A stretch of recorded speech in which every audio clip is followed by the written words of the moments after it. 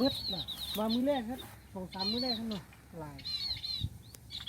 เอาเดี๋ยวจิบแปด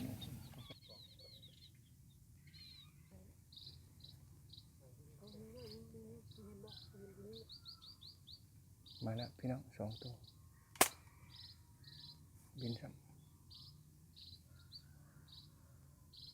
เนี่ยคือ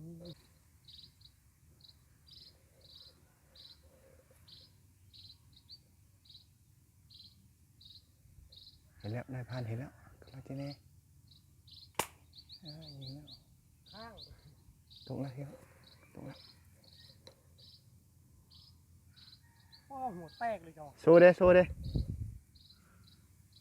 โอ้ขากลายโอ้ได้อีกแล้วว้ากลางอึกเลยเห็ดใหม่ได้อีกแล้วนะพี่น้องเนาะนกปีดอ่ะปึ๊บมันบิน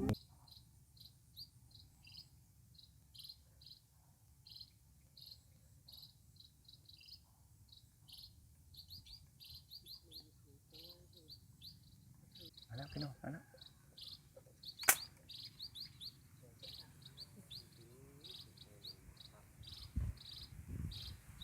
งานนี่กูยังไม่เคยถือว่าเป็นอย่างวะ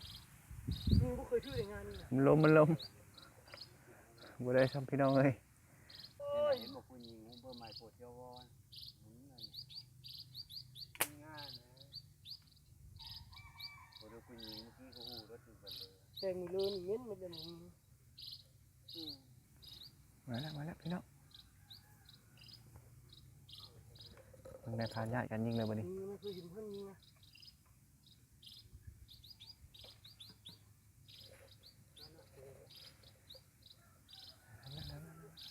เอากำลังนี่เอาไว้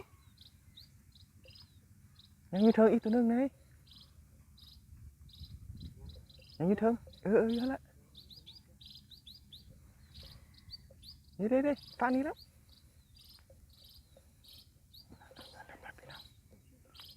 นี่นะมานี่ไหมนี่ถึงปลายสุดนั่นเลยโอ้ยถึงละโอ้ยถึงแต่ขนมันหมอนั่นไว้ก่อน โอ้อยู่นี่เนาะคักเลยเนาะอันนี้ยังไม่ตายนะบึงไหน บ่ตายแล้ว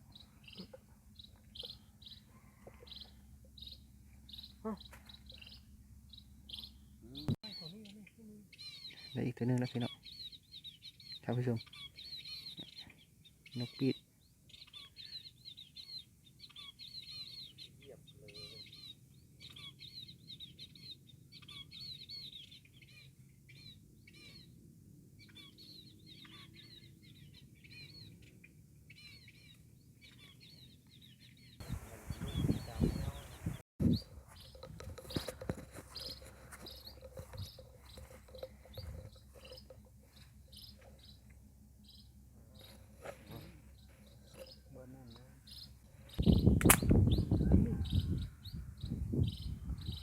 ไป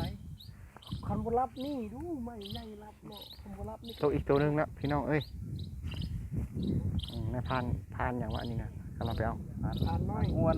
พานทำน้อยเนาะโอ้ตัวดำเลยเนาะ ตัวดำคือหัวมันดิ เนี่ย หัวเตกยิงหัวนี่มันจึงบุษว่าพี่น้อง